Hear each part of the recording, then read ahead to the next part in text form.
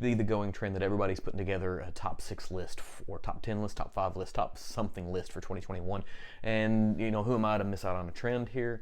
So I'm going to go after that. The top 6 bottles that I was able to acquire, purchase, try, whatever in 2021. And we'll start I don't have any specific order here aside from how much is left in the bottles that I have on hand right now. So we'll start with Sam Houston 15 year. This is the 15 year from the Kentucky 02 batch. I tend to like more tannic whiskeys. This is a sourced product. It is an advanced age product.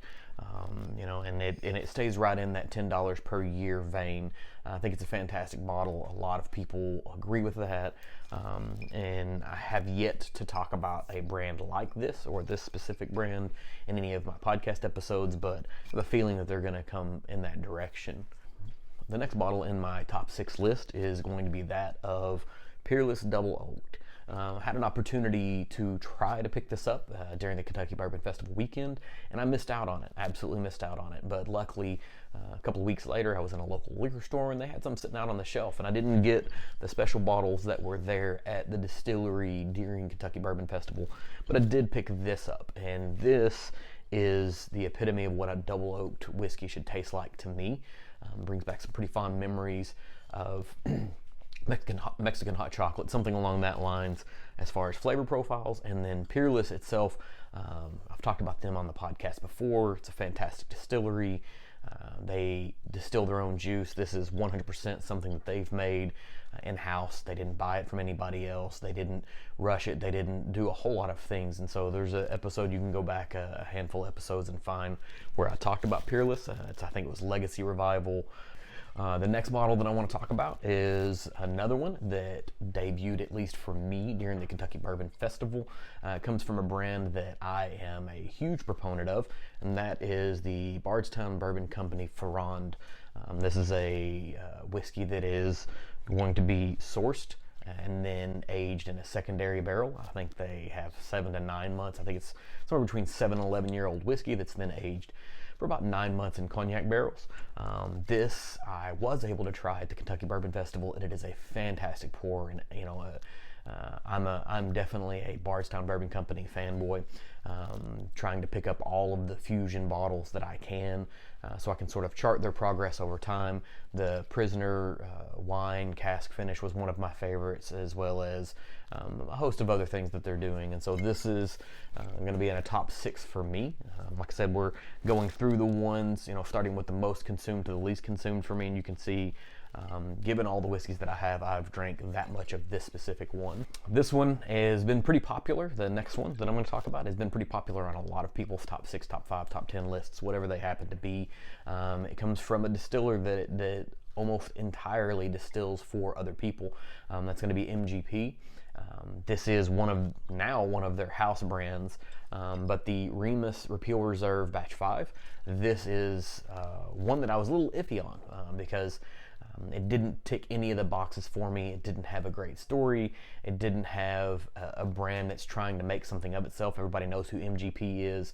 I do like MGP juice, but ones that were MGP house brands. But people that I trusted said this was great. I've talked about them before in the podcast, and this specific bottle is absolutely fantastic, and it's one of those that if you see out there, you absolutely need to pick it up. The last bottle that I have here, and this one was it was a release much earlier in the year, and I sort of held off on it, and I really like what Barrel Distilling Company out of Lexington is doing. I guess maybe it's not Barrel Distilling, I'm not exactly sure what it is, because they're not distilling anything. They're buying sourced whiskeys from all over the world and blending them together, doing post-cask finishes. But once again, at the Kentucky Bourbon Festival, I was able to try this. It is the Barrel Seagrass.